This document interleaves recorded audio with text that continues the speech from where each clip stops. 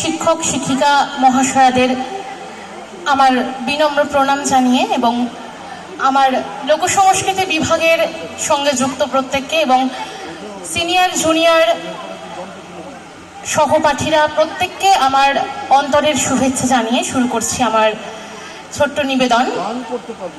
কবি জয় গোস্বামীর লেখা কবিতা মেঘ বালিকার জন্য রূপকথা। আমি যখন ছোট ছিলাম খেলতে যেতাম মেঘের দলে। একদিন এক মেঘ বালিকা প্রশ্ন করলো কৌতূহলে, এই ছেলেটা নাম কি রে তোর? আমি বললাম কুসমন্তর। মেঘ বালিকা রেগেই আগুন, মিথ্যে কথা, নাম কি অমন হয় কখনো? আমি বললাম নিশ্চয়ই হয়, আগে আমার গল্প শোনো।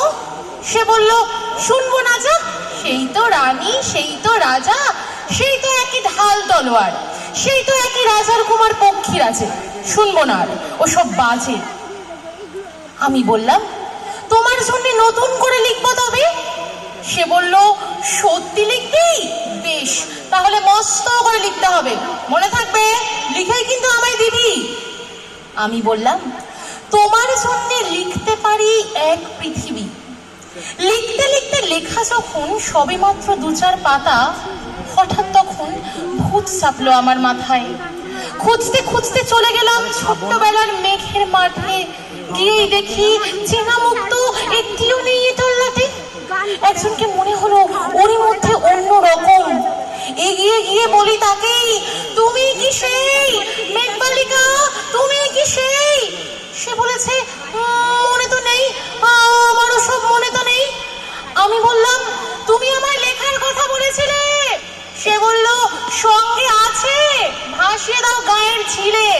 আর হ্যাঁ শোনো, এখন আমি মেঘ নই আর, সবাই এখন বৃষ্টি বলে ডাকে আমায়। বলি হঠাৎ এক পশলায় চুল থেকে নখ আমায় পুরো ভিজিয়ে দিয়ে অন্য অন্য বৃষ্টি বাদল সঙ্গে নিয়ে মিলিয়ে গেল খরস্রোতায়, মিলিয়ে গেল দূরে কোথায়, দূরে দূরে।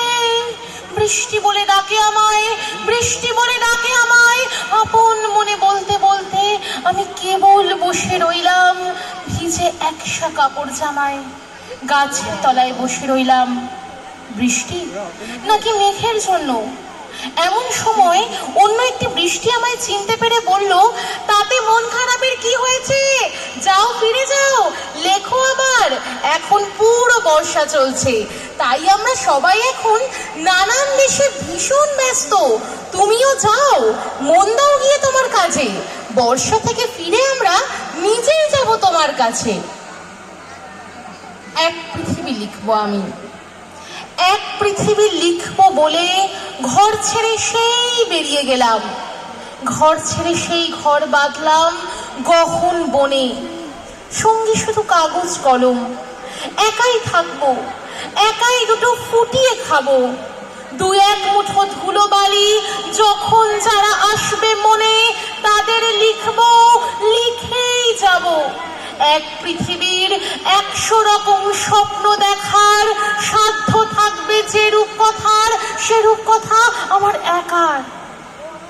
ঘাড় গুজে দিন লিখতে লিখতে, ঘাড় গুজে রাত লিখতে লিখতে, মুছেছে দিন মুছেছে রাত। যখন আমার লেখবার হাত অসাড় হলো, মনে পড়লো সাল কি তারিখ, বছর কি মাস, সেসব হিসেব আর ধরিনি। লেখার দিকে তাকিয়ে দেখি এক পৃথিবী লিখবো বলে একটা খাতাও শেষ করিনি। সঙ্গে সঙ্গে ছমছমিয়ে বৃষ্টি এলো খাতার উপর, আজীবনের লেখার উপর। বৃষ্টি এলো এই অরণ্যে, বাইরে তখন গাছের নিচে নাচছে ময়ূর আনন্দিত। এ গাছ ও গাছ উড়ছে পাখি, বলছে পাখি এই অরণ্যে কবির জন্যে আমরা থাকি।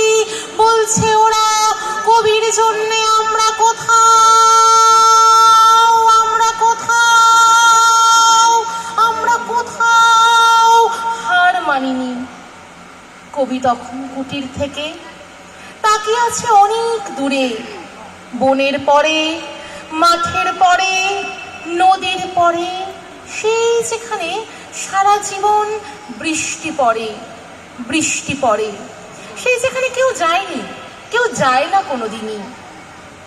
আজ সে কবি দেখতে পাচ্ছে সেই দেশে সেই ঝর্ণা তলায় এদিক ওদিক ছুটে বেড়ায় সোনায় মোরা মেঘ হরিণী, কিশোর বেলার সেই হরিণী।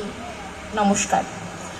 অসংখ্য ধন্যবাদ জানাই সকলকে এবং আমার শ্রদ্ধেয় শিক্ষিকা মাননীয়া দেবলীনা দেবনাথ মহাশয়াকে আমার আবৃত্তি পরিবেশনের অনুরোধ করার জন্য, এবং যিনি সাউন্ড সিস্টেমে, যাদের সাউন্ড সিস্টেম, তাদেরকেও ধন্যবাদ জানাই। খুব ভালো লাগছে বলতে, কারণ সাউন্ডটা ভালো থাকলে অবশ্যই বলতে ভীষণ ভালো লাগে। তো সকলকে ধন্যবাদ জানিয়ে শেষ করছি। নমস্কার।